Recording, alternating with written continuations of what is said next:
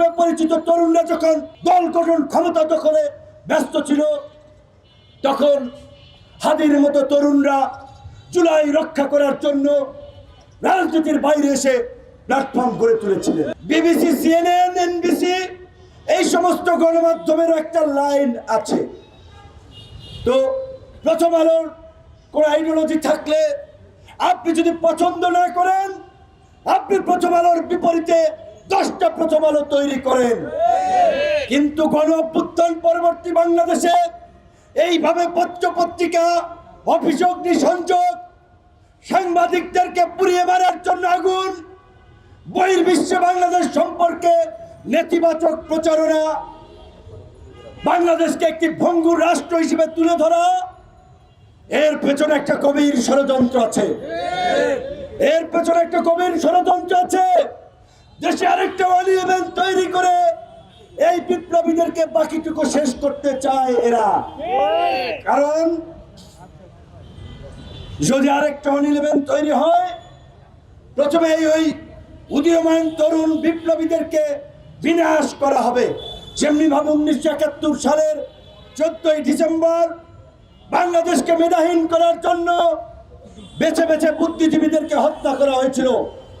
কাজে এই ষড়যন্ত্রকারীদের অপতৎপরতা সম্পর্কে আমাদের সজাগ থাকতে হবে, চোখ কান খোলা রাখতে হবে এবং পরিষ্কারভাবে এই অপকর্ম যারা ঘটিয়েছে তাদেরকে বিচারের আওতায় আনতে হবে।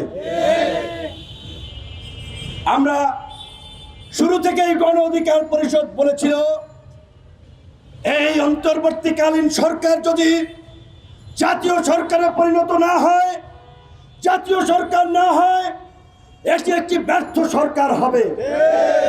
আজকে 15 মাসের মাথায় তাই হয়েছে।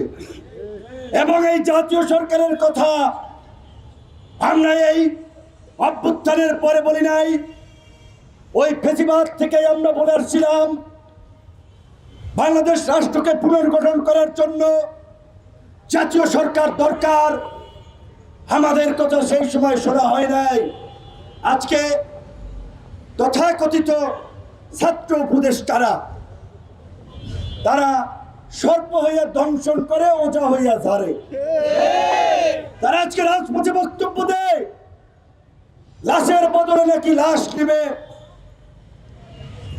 দেখে নেওয়ার হুমকি দেয়। তো আমরা জানতে চাই, ভাইয়েরা, বন্ধুরা, তোমরা যখন 15 মাস সরকারে ছিলা, জুলাই গণ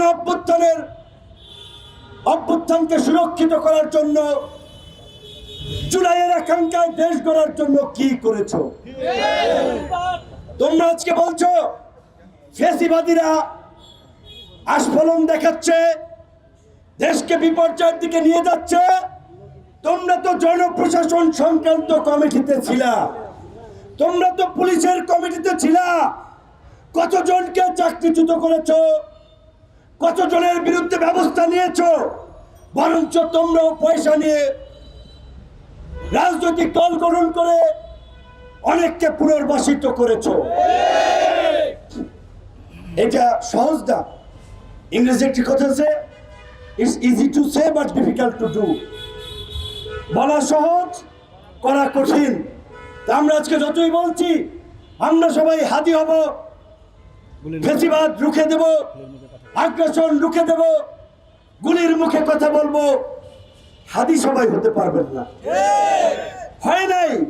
গত 15 মাসে একজন হাদি তৈরি হয়েছে, হাদির বিকল্প হবে না। এইভাবে গোটা দেশের মানুষকে জাগরিত করা, অনুপ্রাণিত করা। গণ অভ্যুত্থানের সময় নেতৃত্বের সামনে ছিলেন না, সমন্বয়ক ছিলেন না। অভ্যুত্থানের পরে যখন অভ্যুত্থানের নায়ক হিসেবে পরিচিত তরুণরা যখন ধান্দাবাজি, চান্দাবাজি, আওয়ামী লীগকে পুনর্বাসন, দল গঠন ক্ষমতা দখলে ব্যস্ত ছিল, তখন হাদির মতো তরুণরা জুলাই রক্ষা করার জন্য রাজনীতির বাইরে এসে প্ল্যাটফর্ম গড়ে তুলেছিলেন।